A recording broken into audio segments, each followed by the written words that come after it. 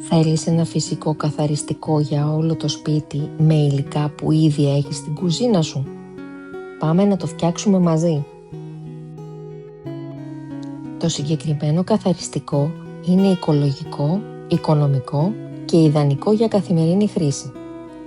Για την παρασκευή του θα χρειαστούμε φλούδες από λεμόνια και πορτοκάλια, λευκό ξύδι και αιθέριο έλαιο grapefruit.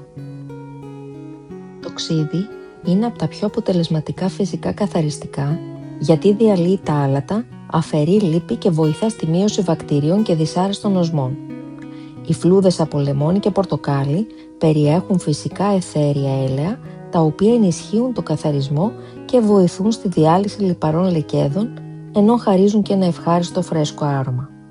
Τέλος, το αιθέριο έλαιο περγαμόντο προσθέτει επιπλέον αντιμικροβιακή δράση και κάνει το καθαριστικό να μυρίζει υπέροχα.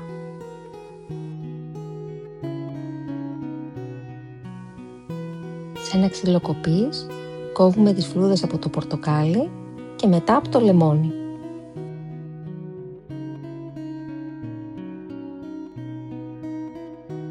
Ξεκινάμε βράζοντας τις φλούδες από τα εσπεριδοειδή. Με αυτόν τον τρόπο απελευθερώνονται τα φυσικά έλαια και τα αρώματά τους.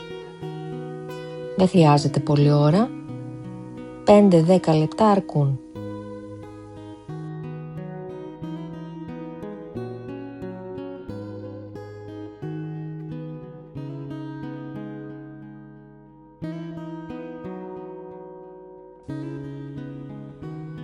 Το σουρώνουμε και το αφήνουμε στην άκρη να κρυώσει. Σε ένα μπολάκι αναμειγνύουμε το ξύδι με το υγρό των εσπεριδοειδών.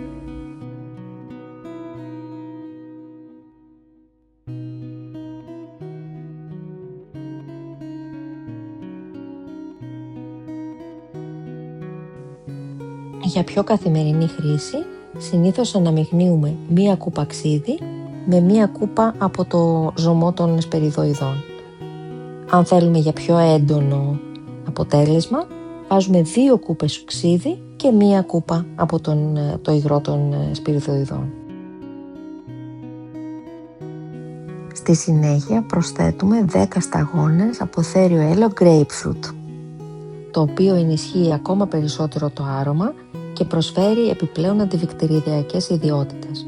Μπορούμε βέβαια να χρησιμοποιήσουμε και αιθέριο έλαιο λεμόνι ή πορτοκάλι ή για ακόμα πιο έντονη αντιβακτηριδιακή δράση να χρησιμοποιήσουμε αιθέριο έλαιο tea tree.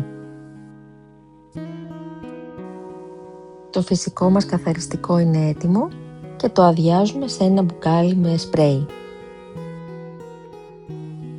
Μπορεί να χρησιμοποιηθεί σε πάγκους κουζίνας, επιφάνειες μπάνιου, πλακάκια και γενικά σε επιφάνειες που χρειάζονται καθημερινό καθάρισμα. Πριν τη χρήση, καλό είναι να δοκιμάσετε σε μια μικρή επιφάνεια και να αποφύγετε τη χρήση σε μάρμαρο, φυσική πέτρα και ξύλο. Η διάρκεια ζωής του είναι 1 με 2 μήνες.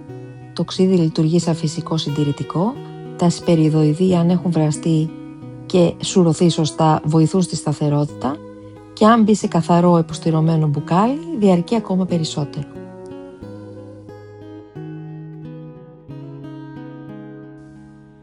Σκέφτομαι να ξεκινήσω στο κανάλι μία νέα στήλη με φυσικά καθαριστικά.